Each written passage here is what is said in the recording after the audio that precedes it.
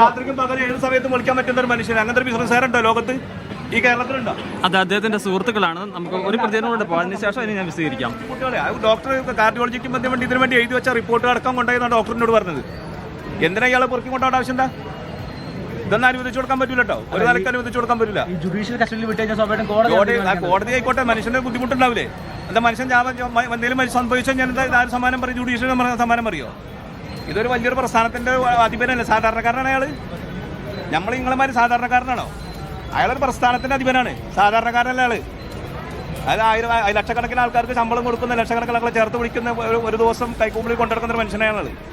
അയാൾക്കൊരു ബുദ്ധിമുട്ട് വന്നാലും ഒപ്പം നിൽക്കണ്ടേ? എന്തിനങ്ങനെ ഇങ്ങനെ ഒരു വലിയൊരു പ്രയാസം നിങ്ങളുടെ ഭാഗത്തുനിന്ന്? അത് തന്നെ ഇന്നലെ 3 ദിവസമായില്ല നിങ്ങളെല്ലാവരും കൂടെ ഇങ്ങനെ പൊതിയുന്നത്. അനങ്ങാൻ സമ്മതിക്കുന്നുണ്ടോ? കടന്നുറങ്ങാൻ സമ്മതിക്കുന്നുണ്ടോ? ആലോചിക്കണ്ട നിങ്ങളൊക്കെ. കോടതിയിൽ അറിയിക്കേണ്ട സിറ്റുവേഷൻ എനിക്ക് അറിയിക്കണം. ഇപ്പോഴത്തെ സിറ്റുവേഷൻ എന്താണ്? ഇതൊന്നും അനുവദിച്ചു കൊടുക്കാൻ പറ്റൂല, ഒരു നിലയ്ക്ക് അനുവദിച്ചു കൊടുക്കാൻ പറ്റൂല. ഇതിനെക്കൂടെ നാട്ടിലൊരു പ്രസ്ഥാനമില്ലേ, ഒരു ഇതില്ലേ, പ്രസ്ഥാനങ്ങൾ ഒരു ഭരണകൂടമില്ലേ? ഇതൊന്നും അനുവദിച്ചു കൊടുക്കാൻ കഴിയുന്ന സാധനങ്ങളൊന്നുമില്ല. ഇതിനൊക്കെ ഇതൊരു പ്രത്യേകത ആ രീതിയിൽ നിയമപരമായിട്ട് നേരിടും. ഇത് അങ്ങനത്തെ ഒരാളാണോ ബോച്ചെ? നിങ്ങൾ പറയും. ഇത്രയും മീഡിയക്കാരില്ലേ?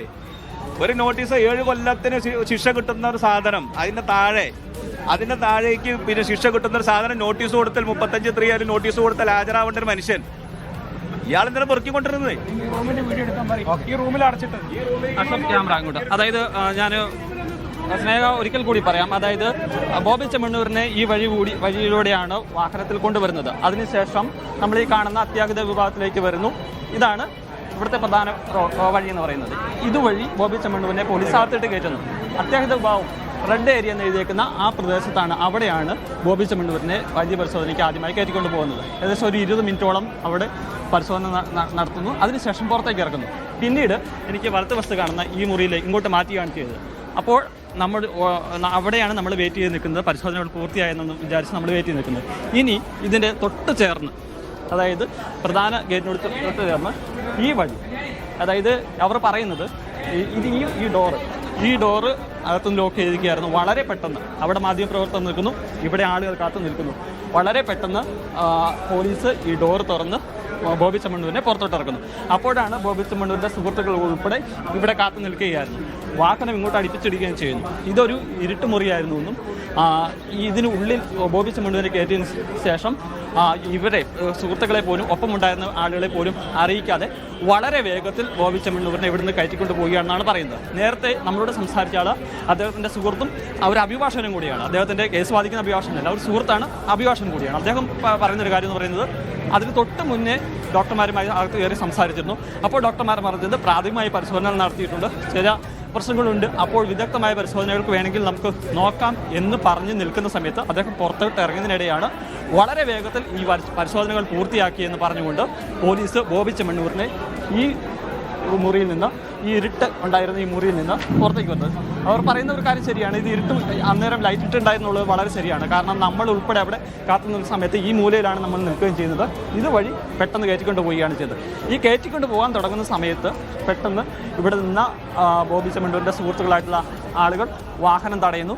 വാഹനം തടഞ്ഞതിന് ശേഷം ഇവിടെ നിന്ന് മുന്നോട്ട് വണ്ടിയെടുക്കാൻ ശ്രമിക്കുന്നു. പക്ഷേ വീണ്ടും വാഹനത്തിൽ വട്ടം കയറി നിൽക്കുകയാണ് ചെയ്യുന്നത്. പോലീസ് എത്തുന്നു, അവിടെ നിന്ന് പിടിച്ചു മാറ്റുന്നു. അപ്പോൾ വലിയ പ്രതിഷേധം എന്ന നിലയിൽ ബോബി ചെമ്മണ്ണൂരിൻ്റെ സുഹൃത്തുക്കൾ വാഹനത്തിൽ കൈകൊണ്ട് അടിക്കുകയും ചെയ്യുന്നു. അതിനുശേഷമാണ് പോലീസ് ഇവിടെ നിന്ന് പുറത്തേക്ക് ഇറങ്ങി അങ്ങോട്ട് കൊണ്ടുപോവുകയും ചെയ്യുന്നത്. എന്തിനാണ് ഇങ്ങനെ ധൃതിപ്പെട്ട്, അതായത് കോടതി ഉത്തരവ് പ്രകാരം വൈദ്യപരിശോധന നടത്തണം, മെഡിക്കൽ ഓഫീസർ ഇതിൽ ഒരു സാക്ഷ്യപ്പെടുത്തണം, ആരോഗ്യം ഓക്കെ ആണെന്നുള്ളത് കൃത്യമായിട്ട് പരിശോധിക്കണം എന്നുള്ള കാര്യം പറയുന്നുണ്ട്. അങ്ങനെ പറഞ്ഞു നിൽക്കെ എന്തുകൊണ്ടാണ് ഇത്തരത്തിൽ ഒരു വേഗത്തിൽ, വളരെ വേഗത്തിൽ ബോബി ചെമ്മണ്ണൂരിനെ ഇങ്ങനെ പോലീസ് വാഹനത്തിൽ ഉന്തിത്തള്ളി കയറ്റിക്കൊണ്ട് പോയെന്നുള്ള ചോദ്യമാണ് അവർ ചോദിക്കുകയും ചെയ്യുന്നത്. എന്തായാലും ഇതിനെതിരെ തുടർ നിയമ നടപടികളിലേക്ക് പോകുമോ എന്നുള്ള കാര്യത്തിൽ അവർ വ്യക്തമാക്കിയിട്ടില്ല. എങ്കിലും അവരുടെ ശക്തമായ പ്രതിഷേധം അറിയിക്കുകയാണ് ചെയ്തിരിക്കുന്നത്. പോലീസ് സംബന്ധിച്ചിടത്തോളം നമുക്ക് പോലീസിനെ തീർത്തും കുറ്റം പറയാൻ പറ്റില്ല. കാരണം അത്രയും കൺജസ്റ്റഡ് ആയിട്ട് ഒരു വളരെ ചെറിയൊരു സ്പേസാണിത്. കാരണം അത്യാഹിത വിഭാഗമാണ്.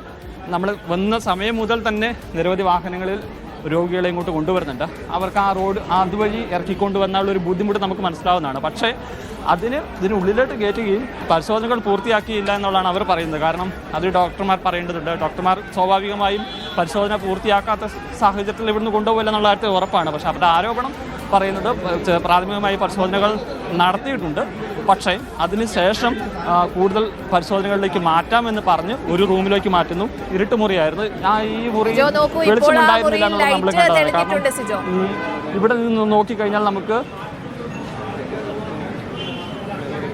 അത് കൊണ്ടുപോയതിന് ശേഷമാണ് ലൈറ്റ് ഇട്ടെന്നുള്ള കാര്യത്തിൽ വ്യക്തമുണ്ട്. കാരണം വെച്ച് കഴിഞ്ഞാൽ നമ്മൾ ഉൾപ്പെടെ ഇതിനോട് സൈഡിനോട് ചേർന്നാണ് നിൽക്കുകയും ചെയ്യുന്നത്. സിജോ റിപ്പോർട്ട് ചെയ്യുന്ന സമയത്ത് ആ ലൈറ്റ് ഇട്ട ദൃശ്യങ്ങൾ പ്രേക്ഷകരടക്കം കണ്ടതാണ് സിജോ. അത്തരത്തിൽ അതൊക്കെ അവരുടെ ആരോപണങ്ങൾ എന്ന രീതിയിൽ പരിഗണിക്കാം. ഒരു പക്ഷേ മെഡിക്കൽ പരിശോധന പൂർത്തിയാക്കാതെ തീർച്ചയായിട്ടും ഒരു പ്രതിയെ അത്തരത്തിൽ ജയിലിലേക്ക് മാറ്റാനുള്ള ഒരു സാഹചര്യം സാധ്യതയില്ലല്ലോ.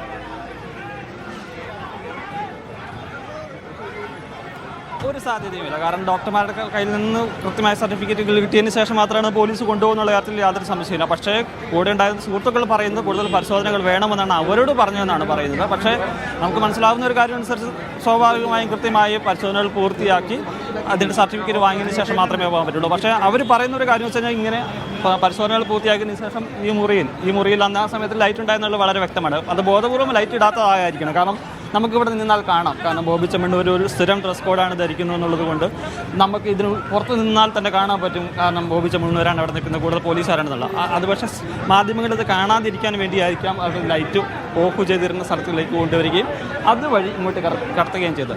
അത് എന്തിനാണ് ഇങ്ങനെ തിടുക്കപ്പെട്ട വളരെ വേഗത്തിൽ ഇങ്ങനെ ഇടിച്ച് കുത്തി അത് കയറുന്ന സമയത്ത് ബോബി ചെമ്മണ്ണൂരിനെ പിടിച്ച് കയറ്റുന്ന സമയത്ത് ചെറിയ ബുദ്ധിമുട്ടുകളുണ്ടായെന്നുള്ള കാര്യം വസ്തുതാപരമാണ്. അത് അത്രയും ആളുകളിലൂടെ കൂടി നിൽക്കുന്നു എന്നുള്ളത് കൊണ്ടുള്ളൊരു പ്രയാസമാണ് അനുഭവപ്പെടുകയും ചെയ്തത്. ആ സമയത്താണ് പെട്ടെന്ന് ഈ ബോബിയുടെ സുഹൃത്തുക്കൾ ഈ വാഹനത്തിന് മുന്നിലോട്ട് ചാടുകയും വാഹനം തടയുകയും ഈ പോലീസ് വാഹനം കൈകൊണ്ട് ഗ്ലാസ് ഇങ്ങനെ ഇടിച്ച് തകർത്തു എന്ന് പറയാൻ പറ്റില്ല, അതിന് ശക്തമായി ഇടിക്കുകയും ചെയ്യുന്ന അവസ്ഥയിലേക്ക് പോവുകയും ചെയ്തിരിക്കുന്നത്. അവരുടെ ഒരു പ്രതിഷേധമാണ് അവർ രേഖപ്പെടുത്തിയിരിക്കുന്നത്. എന്തായാലും വൈദ്യപരിശോധനകൾ പൂർണ്ണമായി പൂർത്തിയാക്കിയിട്ടുണ്ടെന്ന് തന്നെയാണ് ഹോസ്പിറ്റലിൽ നിന്ന് നമുക്ക് ലഭ്യമാകുന്ന വിവരം. അതല്ലാതെ എന്തായാലും ബോബി ചെമ്മണ്ണൂരിനെ ഇവിടെ നിന്ന് ജയിലിലോട്ട് കൊണ്ടുപോകാൻ സാധിക്കും. കാരണം ഇവിടെ നിന്നുള്ള മെഡിക്കൽ സർട്ടിഫിക്കറ്റ് ഉൾപ്പെടെ ഹാജരാക്കിയ ശേഷം മാത്രമാണ് ജയിലിലേക്ക് കൊണ്ടുപോകുന്നൊരു സാഹചര്യമുള്ളൂ. അതുകൊണ്ട് കൃത്യമായ പരിശോധനകൾ പൂർത്തിയാക്കണം. പിന്നെ ഗുരുതരമായ ആരോഗ്യ പ്രശ്നങ്ങൾ ബോബി ചെമ്മണ്ണൂരിനെ സംബന്ധിച്ചിടത്തോളം ഇല്ല. കാരണം അദ്ദേഹത്തോട് കോടതിയിൽ വെച്ച് ചോദിക്കുന്ന സമയത്ത് വീണ് പരിക്കേറ്റിരുന്നു എന്നുള്ള കാര്യം പറയുന്നുണ്ട്. പക്ഷേ അദ്ദേഹത്തിന് ആൻസറുണ്ട് എന്ന് പറയുന്നുണ്ട്. അതല്ലാതെ മറ്റു പ്രശ്നങ്ങൾ പറയുന്നില്ല. ആ വിധി വന്നതിന് ശേഷം ഒരു വിധി തിരിച്ചടിയായി ജാമ്യം കിട്ടുമെന്നൊരു വലിയ പ്രതീക്ഷയിൽ തന്നെയായിരുന്നു ഉണ്ടായിരുന്നത്. പെട്ടെന്ന് അപ്രതീക്ഷിതമായി വിധി തിരിച്ചടിയായപ്പോൾ ഒരു ബുദ്ധിമുട്ട്, ഒരു തലകറക്കം അത് അനുഭവപ്പെടുകയാണ് ചെയ്തത്. വളരെ റെസ്റ്റ് എടുത്തതിന് ശേഷമാണ് പോകുന്നത്. ഇവിടെ നിന്ന് പോലീസ് വാഹനത്തിൽ ഇറങ്ങി തന്നെയാണ് ബോബി ചെമ്മണ്ണൂർ പുറത്തേക്ക് പോവുകയും ചെയ്തിരുന്നത്. തിരിച്ച് പോലീസ് കയറ്റുകയും ചെയ്തു. പക്ഷേ കയറ്റുന്ന സമയത്ത് ചെറിയ ഉന്തും തള്ളുമുണ്ടായി. പെട്ടെന്ന് ആളുകൾ ബോബിയുടെ സുഹൃത്തുക്കൾ വന്ന് ആ വാഹനം തടയുന്ന ഒരു സാഹചര്യത്തിലേക്ക് പോവുകയും ചെയ്തിരിക്കുകയാണ്. എന്തായാലും അത് ചെയ്തത് ശരിയായില്ല, അത്തരത്തിലായിരുന്നില്ല ബോബി ചെമ്മണ്ണൂരിനെ കൊണ്ടുപോകേണ്ടിയിരുന്നു എന്നുള്ളൊരു പരാതിയും വിമർശനവും തന്നെയാണ് അദ്ദേഹത്തിൻ്റെ സുഹൃത്തുക്കൾ ഉന്നയിക്കുകയും ചെയ്യുന്നത്. ശരി, എറണാകുളം ജനറൽ ആശുപത്രിയിൽ നിന്നാണ് സിജോ വി ജോൺ വിവരങ്ങൾ പങ്കുവയ്ക്കുന്നത്.